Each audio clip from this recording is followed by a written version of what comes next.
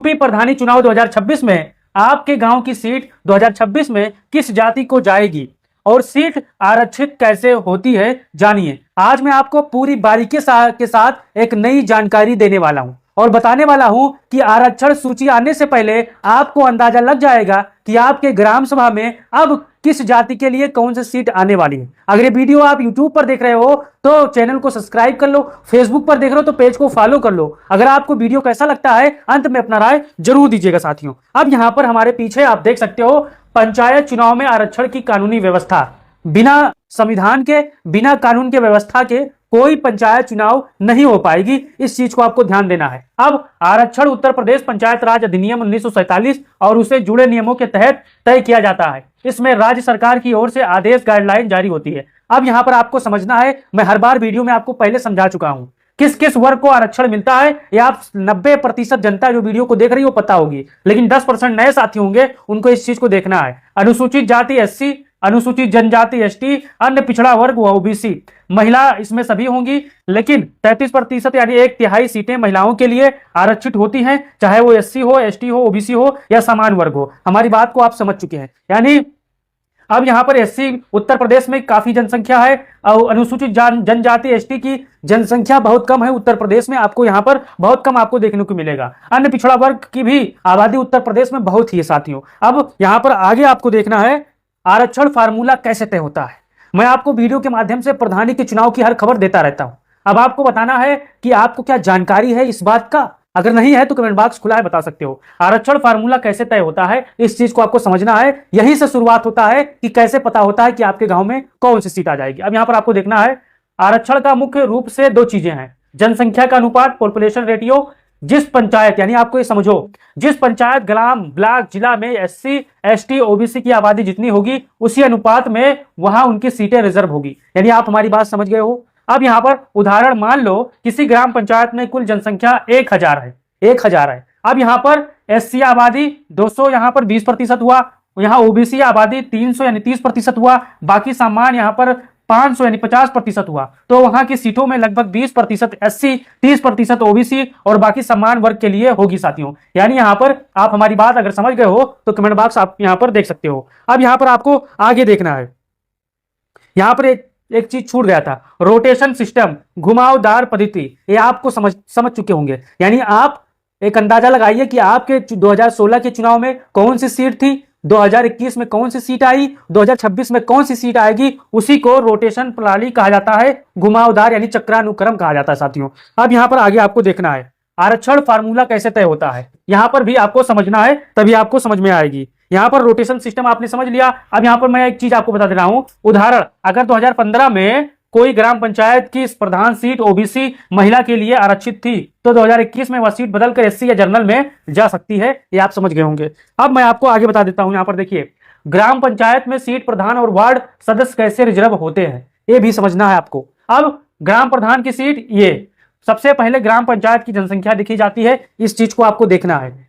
उस जनसंख्या में SC ST OBC का प्रतिशत निकालकर उसी हिसाब से ग्राम पंचायतों की संख्या आरक्षित कर दी जाती है। अब प्रतिशत कैसे निकालना है, अगर आप हमारे कमेंट बॉक्स में अपना सवाल पूछ सकते हो तो मैं आपको बता सकता हूं, लेकिन आपको क्या बताना है, आपको बताना है कि आपके गांव में SC की आबादी कितनी है, ST की आबादी कितनी है, OBC की आबादी कितनी है, तभी मैं प्रतिशत निकाल के कमेंट बॉक्स में आपके सवाल का जवाब दे सकता हूं साथियों। अब यहाँ पर फिर लॉटरी सिस्टम, रोटेशन से तय किया जाता है कि कौन सा गांव किस वर्ग के लिए रिजर्व होगा। यानी यहां पर जब भी बात नहीं बनती है तब एक लॉटरी वाला हिसाब किताब लगाया जाता है। वो बहुत ही आसान है, यहां पर पर्चे में नाम लिखकर जो पर्चा उठा लिया वही सीट उसके लिए आरक्षित हो गई। महिला आरक्षण हर वर्ग के लिए दर अंदर से 33% लागू होता है। यानी SC में, ST में, OBC में 33% यहाँ पर लागू होता है। अब यहाँ पर आगे देखिए उदाहरण, मैं आपको उदाहरण के तौर पर समझा रहा हूं क्योंकि हमारे बहुत से साथी ज्यादा समझ नहीं पाते हैं, इसलिए मैं समझाना पड़ता है। मान लो किसी विकासखंड ब्लॉक में 30 ग्राम पंचायतें हैं, आपको समझना है ठीक से, ठंडे दिमाग से। SC जनसंख्या 20% है तो पंचायतें SC वर्ग के लिए यहाँ पर आप पढ़ सकते हो आरक्षित होगी। यानी 6 पंचायतें SC के लिए आरक्षित होगी। अब यहाँ पर OBC की जनसंख्या 27% है तो 8 पंचायतें OBC वर्ग के लिए यहाँ पर आरक्षित होंगी। बाकी 16 पंचायतें जनरल यानी अनरिजर्व होंगी। इसमें सबसे में 33% पंचायत महिलाओं के लिए भी आरक्षित कर दी जाती है। अब हमारी बात अगर आप समझ गए हो तो कमेंट बॉक्स खुला है, आप बता सकते हो अपनी राय। तो हमारी बात अभी मैं फार्मूला लगा दिया हूं। अब यहां पर आपको आगे देखना है ग्राम पंचायत सदस्य वार्ड की सीट।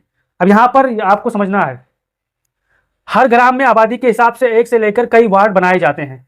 फिर उनमें एससी, एसटी, ओबीसी और महिला आरक्षण जनसंख्या रोटेशन के आधार पर बांटा जाता है। यानी आप समझ चुके हैं, पहले यहाँ पर एससी, एसटी, ओबीसी का प्रतिशत निकाल लिया जाता है, फिर उसको जो मौजूदा वर्तमान में सीट आरक्षित है, जो प्रधानी का चुनाव हो चुका है, उसको देखा जाता है, उसी के हिसाब से सीटें आरक्षित होती है, रोटेशन प्रणाली लागू होती है। आप यहाँ पर बांटा जाता है, आप समझिए। उदाहरण, अगर किसी ग्राम पंचायत में 12 वार्ड है और एससी की आबादी 25% है, तो लगभग 3 सीटें एससी के लिए रिजर्व होगी। इनमें से 1 सीट महिला एससी के लिए भी हो सकती है। मैं आपको ये चार्ट में समझाने का काम कर रहा हूं, अब आपको अपना राय देना है। अब चलते हैं, 4 मुख्य बातें आपको ध्यान रखना है। कौन बातें हैं? आरक्षण हर बार बदलता है, इस चीज को आपको ध्यान में रखना है। अब बहुत से साथी कमेंट बॉक्स में सवाल पूछेंगे कि हमारे गांव में 2015 हो, 2016 हो, 2021 हो, या फिर पुराना चुनाव हो, लगातार ओबीसी आया तो ओबीसी आ रहा है, एससी आ रहा है तो एससी आ रहा है, ऐसा क्यों हो रहा है? दरअसल साथियों, प्रशासनिक जो अधिकारी होता है, जो गांव के मनबड़ लोग होते हैं, जो सत्ता के करीबी होते हैं, वो अपने जुगाड़ से काम कर लेते हैं। सभी सीटों पर ऐसा नहीं हो पाता है। उत्तर प्रदेश के 10% सीटों पर ऐसा खेल होता है, सत्ता का प्रभाव चलता है, चाहे जिस पार्टी की सरकार हो,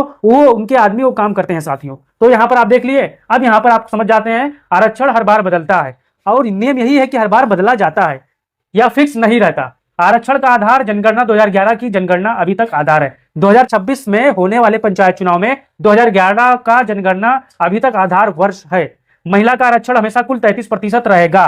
यह फार्मूला ग्राम पंचायत, क्षेत्र पंचायत और जिला पंचायत तीनों स्तरों पर लागू होता है। यानी प्रधान के लिए नहीं, जिला पंचायत सदस्यों के लिए, बीडीसी के लिए भी यही फार्मूला लागू होता है। अब समझ गए होंगे। अब यहां पर आपको देखें, मैं आपको समझाने का काम कर रहा हूं।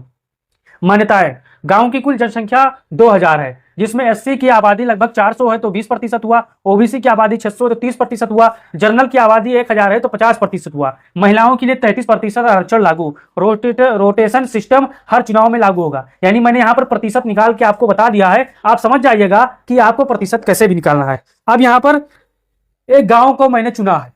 अब ग्राम पंचायत रामपुर प्रधान पद का आरक्षण चार्ट ये देख लीजिए। 2015 में यहां पर देख सकते हैं, चुनाव वर्ष 2015, आरक्षण स्थिति ओबीसी।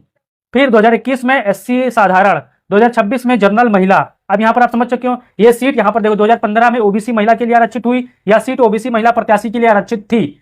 2021 में एससी साधारण, यहां पर यह सीट एससी पुरुष या महिला कोई भी प्रत्याशी के लिए रिजर्व हुई। 2026 जनरल, यहां पर आप देख सकते हो, अब यह सीट सामान्य वर्ग की महिला के लिए आरक्षित होगी। आप यहां पर आप समझ सकते हो। अब जो हमारी बात को समझ गया है, कमेंट बॉक्स खुला है, या कोई सवाल है पूछ सकता है साथियों। अब एक चार्ट आप देख सकते हैं, मैंने यहां पर लगा दी है समझाने के लिए। यहां पर आप समझ सकते हैं, उसी गांव के वार्ड सदस्य, मान ले तो 8 वार्ड है। अब यहां पर पढ़ सकते हो 2015 चुनाव वर्ष, 2 ward SC, 3 ward OBC, 3 ward general, इनमें से 3 महिला यहां पर होंगी साथियों। फिर ये 2015 में ये था।